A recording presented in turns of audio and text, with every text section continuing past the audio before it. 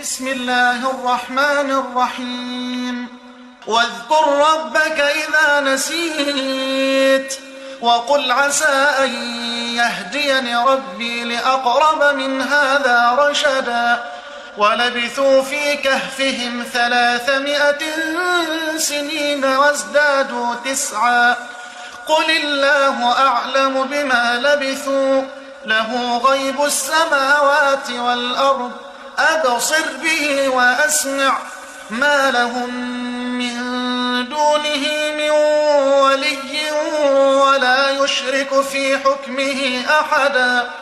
واتل ما أوحي إليك من كتاب ربك لا مبدل لكلماته ولن تجد من دونه ملتحدا واصبر نفسك مع الذين يدعون ربهم بالغداة والعشي يريدون وجهه ولا تعد عيناك عنهم تريد زينة الحياة الدنيا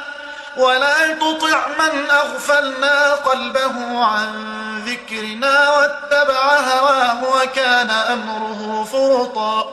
وقل الحق من ربكم فمن شاء فليؤمن ومن شاء فليكفر إنا أعتدنا للظالمين نارا أحاط بهم سرادقها وإن يستغيثوا يغاثوا بماء كالمهل يشوي الوجوه بئس الشراب وساءت مرتفقا إن الذين آمنوا وعملوا الصالحات إنا لا نضيع أجر من أحسن عملا أولئك لهم جنات عدن تجري من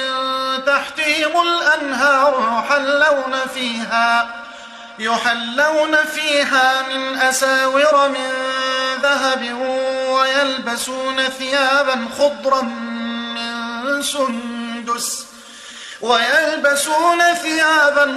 من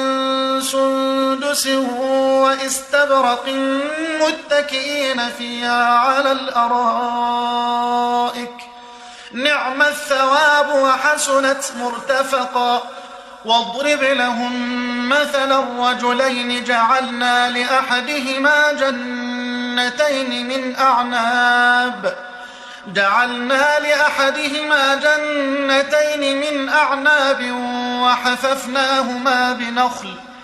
وحففناهما بنخل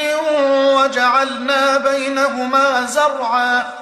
كلتا الجنتين آتت أكلها ولم تظلم منه شيئا وفجرنا خلالهما نهرا وكان له ثمر فقال لصاحبه وهو يحاوره أنا أكثر منك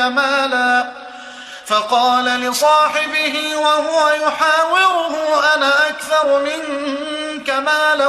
وأعز نفرا ودخل جنته وهو ظالم لنفسه قال ما أظن أن تبيد هذه أبدا وما أظن الساعة قائمة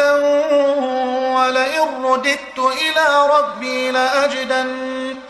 لأجدن خيرا منها منقلبا